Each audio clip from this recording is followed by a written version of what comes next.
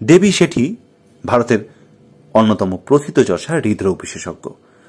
তার তত্ত্বাবধানে চিকিৎসায় সম্পূর্ণ সুস্থ হয়ে হাসপাতাল থেকে ছুটি পাওয়ার পরে প্রখ্যাত সঙ্গীত শিল্পী কিংবদন্তি প্রবাদ প্রতিম মান্না দে ডাক্তারবাবুকে ধন্যবাদ জ্ঞাপন করে বললেন তার চিকিৎসা সংক্রান্ত বিলটি পেলে তিনি টাকা পয়সা দিয়ে বাড়িতে ফিরতে পারেন। রসিক মানুষ ডাক্তার শেঠি জানিয়ে দিলেন এখনই তার বিল পাঠিয়ে দেওয়া হবে। সামান্য কিছু মুহূর্ত অপেক্ষার পরে হাসপাতালের একজন এলেন হাতে লম্বা একটা বড় বিল নিয়ে। কিন্তু সেই বিল দেখে তো মান্না দে হতবাক। ডাক্তার শেঠি একটি পয়সাও নিলেন না, সব খাতে লেখা শূন্য। অভিভূত হয়েছিলেন সঙ্গীতের বিশিষ্ট ব্যক্তিত্ব। বলেছেন মানুষের এমন প্রাণ ঢালা ভালোবাসা পাওয়ার সৌভাগ্য কতজনের হয়। সন্দেহের বিন্দুমাত্র অবকাশ নেই আমাদের দেশে যারা হার্টের অসুখে আক্রান্ত রোগী ও তার স্বজনদের বেশিরভাগ দৃঢ়ভাবে বিশ্বাস করেন ডাক্তার শেঠি মানে দেবী শেঠি একবার দেখলে রোগী দীর্ঘদিন সুস্থভাবে জীবনযাপন করতে পারবেন।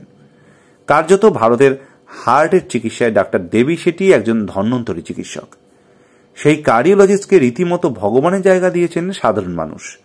পঞ্চম শ্রেণীতে পড়ার সময় তৎকালীন দক্ষিণ আফ্রিকার সার্জনের হার্ট সার্জারির কথা শুনে প্রথম কার্ডিয়াক সার্জন হওয়ার সিদ্ধান্ত নিয়েছিলেন তিনি। 1991 সালে তিনি 9 দিন বয়সের একটি শিশু হৃৎপিণ্ড অপারেশন করে সাড়া ফেলে দিয়েছিলেন গোটা ভারতবর্ষে। সম্ভবত সফল ওই অস্ত্রোপচার ভারতের প্রথম সফল শিশু হৃৎপিণ্ড অস্ত্রোপচার। এরপর চিকিৎসক জীবনে একাধিক অসাধ্য সাধন করে দেখিয়েছেন ডাক্তার দেবী প্রসাদ শেঠি।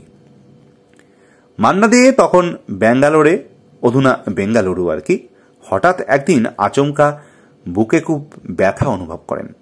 আগে মুম্বাইয়ের ব্রিচ ক্যান্ডি হাসপাতালে তার হার্টের বাইপাস অপারেশন হয় 1991 সালে।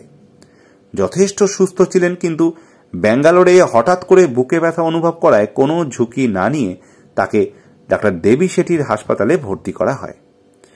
গাড়ি থেকে নেমে মান্না দে তো হতবাক। হাসপাতালের নার্স ও অন্যরা ফুলের তোড়া নিয়ে দাঁড়িয়ে আছেন। তিনি হাসপাতালে পৌঁছতেই সবাই তাকে ফুলের তোড়া দিয়ে স্বাগত এবং শুভেচ্ছা জানালেন।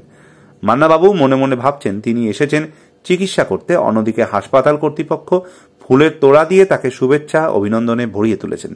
তিনি কিছু বুঝতে পারছেন না। মিষ্টি হেসে ডাক্তার শেঠি বললেন মান্না দেখে, আপনি আমাদের একজন অতিথি, আপনার গান শুনে আমরা বড় হয়েছি। ডাক্তার শেঠির তত্ত্বাবধানে তিনি প্রায় 1 সপ্তাহ সেখানে ছিলেন। প্রতিদিন নিয়ম করে ডাক্তারবাবু তাকে দুবেলা দেখতে আসতেন। অনেক রকম পরীক্ষা নিরীক্ষা করে ডাক্তার শেঠি মান্না দেখে বললেন আপনি সম্পূর্ণ সুস্থ। একদিন সকালবেলা মান্নাদের শুধু ছুটিই হলো না, তার চিকিৎসার জন্য একটি পয়সাও নিলেন না ডাক্তার দেবী শেঠি ও হাসপাতাল কর্তৃপক্ষ। অভিভূত হয়েছিলেন মান্না দে।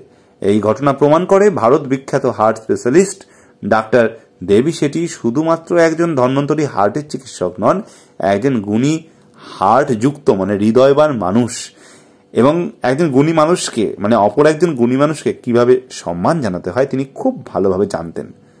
পদ্মশ্রী, পদ্মভূষণ ডাক্তার দেবী শেঠিকে আমাদের এই চ্যানেলের তরফ থেকে জানাই অনেক শ্রদ্ধা, প্রণাম এবং শুভেচ্ছা।